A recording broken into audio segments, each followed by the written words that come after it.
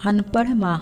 एक मध्यम वर्गीय परिवार के एक लड़के ने 10वीं की परीक्षा में 90% अंक प्राप्त किए।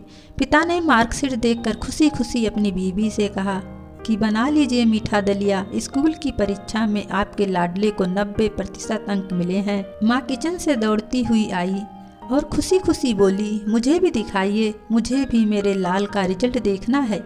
उसी बीच लड़का फटाक से बोला, बाबा उसे रिजल्ट कहाँ दिखा रहे हैं, क्या वह पढ़ लिख सकती है, वो तो अनपढ़ है। अश्रुपूर्ण भरी आंखों को पल्लू से पोंछती हुई माँ दलिया बनाने चली गई। ये सब पिता ने देखा और कहा, हाँ बेटा, तूने बिल्कुल सही कहा। जब हमारी शादी हुई तो 3 महीने के अंदर ही तुम्हारी माँ गर्भवती हो गई। मैंने सोचा शादी के बाद ही कहीं घूमने नहीं गए, एक दूसरे को ठीक से समझे भी नहीं, चलो इस बार एबॉर्शन करवा कर आगे चांस लेते हैं। लेकिन तुम्हारी माँ ने जोर देकर कहा, नहीं, घूमना फिरना और आपस में समझना यह सब कुछ बाद में। फिर तेरा जन्म हुआ। वो अनपढ़ थी ना, जब तू गर्भ में था तो उसे दूध बिल्कुल पसंद नहीं था। उसने तुझे स्वस्थ बनाने के लिए हर दिन 9 महीने तक दूध पिलाया, क्योंकि वो अनपढ़ थी ना। तुझे सुबह 7 बजे स्कूल जाना रहता था, इसलिए सुबह 5 बजे उठकर तेरा मनपसंद नाश्ता और डिब्बा बनाती थी, क्योंकि वो अनपढ़ थी ना।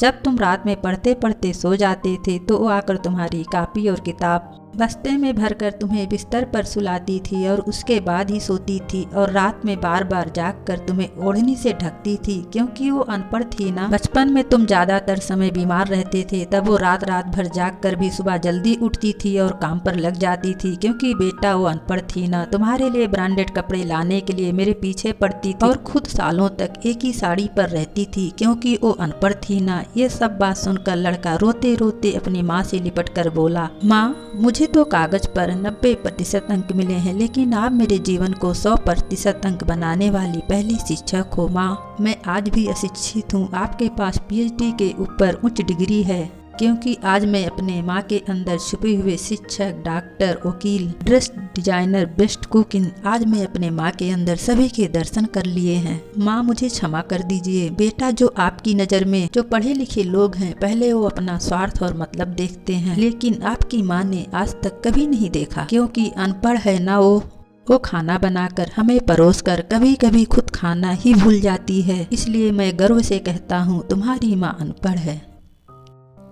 आशा करती हूँ कि आपको यह कहानी पसंद आई होगी। कहानी पसंद आई हो तो लाइक, सब्सक्राइब और शेयर ज़रूर करें, और इस कहानी पर आपकी क्या राय है हमें कमेंट करके ज़रूर बताएं। Thank you.